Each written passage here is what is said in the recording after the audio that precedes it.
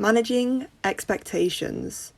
I think the downfall of a lot of things these days, especially in the creative industry, is the high expectations put on a lot of things, even though they were never promised to the audience in the first place. I say it's a problem, it's just more kind of a thing I've noticed, and it just shows how it's really important to have realistic expectations. I first want to start off by talking about music in general, considering that my channel mainly talks about music, more specifically the K-pop industry, and how a lot of the times they have a lot of unrealistic expectations. They are entitled to expect something because they felt they were promised it, even though it was never promised in the first place. They're just projecting their wants onto something.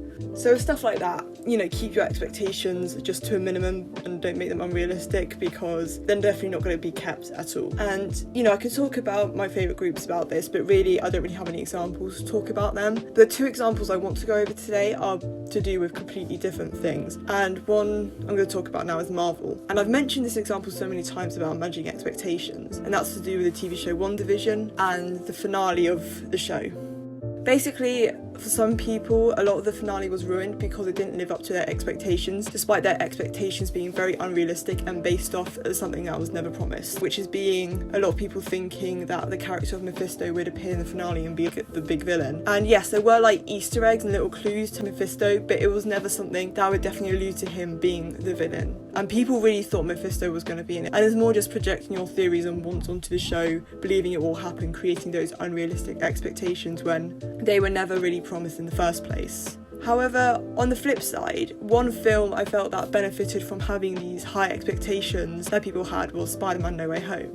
Now, I will be talking about spoilers about this film, but really if you haven't seen it, then well done. I don't know how you haven't seen any spoilers for it, and also go see it, just go see it. So obviously the one thing that people were hyping up was the fact that Andrew Garfield's Spider-Man and Tobey Maguire's Spider-Man was going to be in the film, due to the fact that previous villains from the Amazing Spider-Man films and the Sam Raimi trilogy were going to appear in No Way Home from the trailers. So obviously the run-up to the film, there was a lot of leaks and rumours about them being in it, and there were kind of fake photos about Andrew Garfield and Tobey Maguire being on set, or fake scripts and stuff, and it was creating a lot of hype, and obviously Marvel knew that. At least with this time, there was way more evidence of them being in the film than Mephisto would be in WandaVision. Basically, the high expectations of them apparently being in the film created so much more hype around it, and because of that, a lot of people wanted to go to the film. Obviously, their high expectations were met.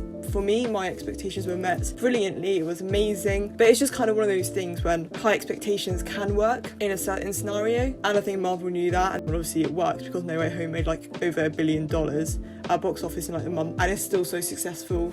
I think it's the most successful film after the pandemic, so it kind of shows that people will go to the cinema still.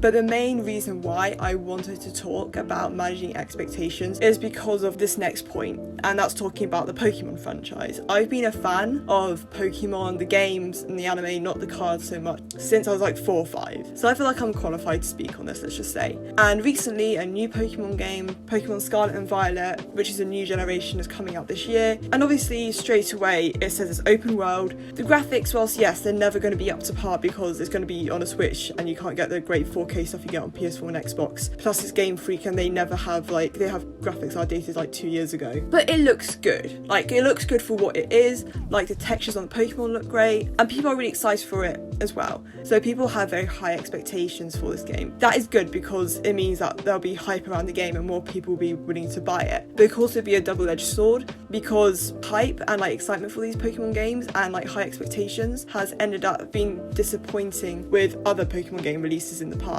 Take it for example, Pokemon Sword and Shield. It was the first main series game on the Switch. I know Let's Go Pikachu and Eevee exist, but that was a remake, and this was the first new generation and region on the Switch. And people had high expectations, and whilst yes, Sword and Shield was a pretty good game, it definitely could have been better. I could go in about the trees and Dexit, but I won't. I don't personally care about some of those, but there's some things I'm yeah, it could have been better. A part of it is also on the Pokemon's fan side being yeah, but you were never promised some of these things. You were never promised the best graphics in the world. You were never promised all the mechanics and Mega Evolution stuff back. You setting up these high expectations when in the past they're sometimes not met. Just don't set unrealistic expectations when you know they're definitely not going to happen. That's what I'm kind of worried about will happen with Scarlet and Violet. I'm optimistic for these games, but I'm not going to think about what could be in them, because as soon as you plant the seed of thinking about so many things that could be in them, you're going to make unrealistic things because it's what you want personally, but you're probably not going to get. So that's why it's about managing your expectations to a reasonable level. Yes, you can be excited for the new Pokemon, but expecting it to be the best game of all time when like Pokemon have had like ups and downs with games as well. I think we're just going to disappoint yourself. Doesn't mean that the Pokemon games are always bad games, they're not. And you do have some absolutely amazing ones like Legends Arceus. It'll be interesting to see how people react to like what's going to be in it and what's not, and what people think. It's going to show what expectations people have. I think all we can do in this game is just be excited for it. But it comes with anything, not just Pokemon, any games, any music, any TV show, any film, anything, books, whatever. It's just when going into it, actually think about what you're expecting and say to yourself, is that actually going to happen, or am I just like overcompensating? Am I just overdoing it because I'm excited? I mean, I don't know if this video makes any sense, but it made sense to me. And at the end of the day, it's just like, make sure you manage your expectations for something, because if they're unrealistic